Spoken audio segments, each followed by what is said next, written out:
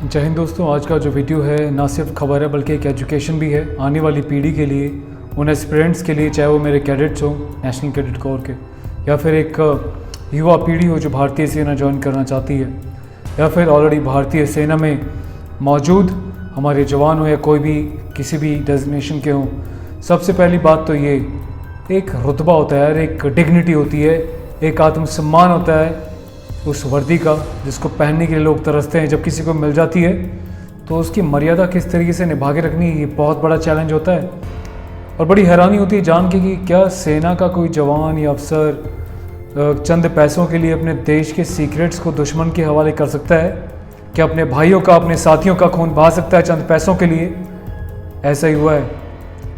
यदि हम खबरों की माने और पंजाब पुलिस की माने, बयानों की माने, तो खबर ये है कि 24 मई को पुलिस के द्वारा पकड़ा गया था एक व्यक्ति जिसका नाम रणबीर सिंह बताया गया है। और रणबीर सिंह जो है तकरीबन 70 ग्राम हेरोइन लेके जा रहा था, लेन देन कर रहा था। जब इसको पुलिस ने पकड़ा उसके बाद जब इसे कड़ाई से पूछताछ करी गई तो इसने खुलासा ऐसा भयंकर किया जिसको सुनने के बाद अच्छे लोगों के पैरों के तले से ज़मीन खिसक गई। खासतौर पे हमारे ऐसे लोग जो दिन रात यूथ को मोटिवेट करते हैं कि आप आर्म फोर्सेस ज्वाइन कीजिए, central arm police forces join कीजिए, बुरी चीज़ों से दूर रहिए, हनी ट्रैप से दूर रहिए। और जवान इतना बड़ा जो है कार्य करके अपने देश के साथ गद्दारी करके, वो गद्दारी क्या थी और ये लोग कौन है? खबरों के मुताबिक पंजाब के डीजी दिनकर गुप्ता साहब ने एक बताया बयान में, वो ये कहा कि 2 जवान हैं इंडियन आर्मी के, भारतीय सेना के, जिनका ताल्लुकात वैसे पंजाब से है। और इसका नाम है गुरबेज सिंह, जो मात्र 23 ईयर्स का 23 साल का जवान लड़का भी इसने देखा ही क्या था सर्विस में, जो इस तरीके के ट्रैप में फंस गया। 18/6 से इसका ताल्लुकात बताया गया है और ये पोस्टेड था खुद कारगिल एरिया में। दूसरा जो उसका साथी है सिपाही हरदीप सिंह, ये भी मात्र 23 साल का ही है और 19 RR से इसका ताल्लुकात बताया गया है। और देखने वाली बात ये कि यार ये जवान ऐसे कैसे कर सकते हैं यार, मुझे तो यकीन नहीं हो रहा। एक इनका कोई दोस्त था जो कि ड्रग सप्लाई किया करता था यहाँ से वहाँ सरहद के पार दुश्मन की ओर, जिसके कांटेक्ट पाकिस्तान में बैठे वहाँ पे ड्रग माफियाओं के साथ साथ आतंकियों से भी हो गए। इनको पकड़ा था जब पुलिस ने 70 ग्राम हेरोइन के साथ, तो ये कुछ दस्तावेज देके उसके बदले में ड्रग लिया करता था। सोचिए, पैसे के बदले नहीं, दस्तावेजों के बदले। दस्तावेज क्या थे? जो भी हाल ही में लेटेस्ट अभी जो पुष्टि हुई है इन्वेस्टिगेशन के दौरान, उसमें बताया गया कि सिपाही गुरबेज जो है ऐसी जगह पे पोस्टेड था जम्मू एंड कश्मीर में जहाँ पे पूरे जवानों का डेटा पूरा उनके पास रिकॉर्ड हुआ करता था। तो इसने क्या गद्दारी करी, इसने पूरा डेटा जिसमें कि एयरबेस की इंफॉर्मेशन, जिसमें से कि डेप्यूटेड ट्रूप्स की इंफॉर्मेशन, हमारे सीक्रेट्स ड्रोन्स की इंफॉर्मेशन, तकरीबन 900 पेजेस बताए गए हैं जो इसने फ़ोटो लेके भेजे थे इंटरनेट के माध्यम से। किसको भेजे थे? जो उसका दोस्त है हरदीप को, और हरदीप का ताल्लुकात था रणबीर सिंह के साथ। और रणबीर ने आगे दिए ISI पाकिस्तान के एजेंट्स को। ISI तो आप जानते होंगे, इंटर स्टेट इंटेलिजेंस, जो कि पाकिस्तान की एक जो है खुफिया एजेंसी है जो हमेशा से हमारे देश की खुफिया जानकारी इकट्ठी करती है। और यहाँ के कुछ लोग, कुछ गद्दार बिक जाते हैं चंद पैसों के लिए। सुनने में आया कि शायद 90-95 हज़ार रुपये के लिए बिक गए थे ये।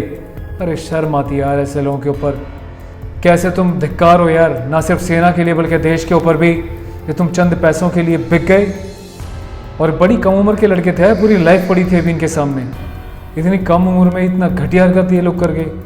मैं बता दूं जवानों को, यदि आप देख रहे हैं इस वीडियो को, तो मैं आपको बता दूं कि जब भी आपके पास कोई इंटरनेशनल कॉल आता है, ख़ास तौर पे इंटरनेशनल, उसमें जब कोड होता है तो उसको रिसीव ना करें, अपने आला अधिकारियों को बताएं।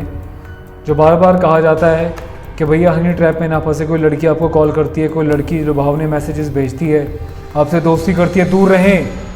आपको लुभावने लिंक भेजे जाते हैं कि आपको लॉटरी मिल गई, ये मिल गया, आपका डेटा जैसे आप क्लिक करते हैं आपका फ़ोन के एक्सेस में आ जाता है, आपके फ़ोन से पूरा डेटा वो चुरा लेते हैं। तो बहुत अलर्ट रहना पड़ेगा जवानों को, और एक गांठ बांध लेनी है अपनी लाइफ के साथ, अपने जज्बातों के साथ, कि जो मर्जी हो, किसी भी फैमिली मेम्बर के साथ या फिर किसी खास दोस्त के साथ अपनी ऑफिशियल पर्सनल बातें शेयर ना करें। मुझे याद है जब मैं ट्रेनिंग के लिए जा रहा था, एक कोर्स के लिए जा रहा था, तो जो मुझे मूवमेंट ऑर्डर मिला था उसमें साफ साफ लिखा हुआ था कि आप किसी भी सफ़र के दौरान किसी भी व्यक्ति से डिपार्टमेंटल बातें या सेना से जुड़ी कोई भी बातें डिस्कस नहीं करेंगे। एक फॉर्मेट होता है प्रिस्क्राइब्ड फॉर्मेट। तो ये बेसिक चीज़ें हैं यार जो बताई जाती हैं, फिर क्यों नहीं लोग अमल करते, क्यों नहीं पालन करते इन सब चीज़ों का। जब एक national cadet corps officer training के लिए इतनी एहतियात बरती जाती है, इतना चीज़ें बताई जाती हैं, तो रेगुलर आर्मी वाले जवान ऑफिसर्स हो गए हैं। और ये मामले सिर्फ जवानों को नहीं, कई बार कुछ बड़े ऑफिसर्स भी इन सब चीज़ों में पकड़े गए हैं हनी ट्रैप के माध्यम से यहाँ की जानकारी वहाँ देते हुए। तो कब सुधरेंगे ये लोग। मैं चाहता हूँ कि एक बहुत ही भयंकर गंभीर ऐसा कानून बने कि 1000 बार सोचें, 100 बार ये सोचें गद्दारी करने से पहले कि इनके चंद लालच के लिए अपने देश की जो है ज़मीर को बेच रहे हैं, अपने देश के सीक्रेसी को बेच रहे हैं। लानत ऐसे लोगों के ऊपर। और ऐसे लोगों को तो देश निकाला करने के साथ साथ इतनी कड़ी सज़ा देनी चाहिए कि आने वाली पीढ़ी हमेशा से याद रखे। आप क्या कहना चाहते हैं ऐसे लोगों के बारे में? कमेंट करके अपने विचार ज़रूर रखिएगा। ख्याल रखिएगा अपना। Goodbye for now.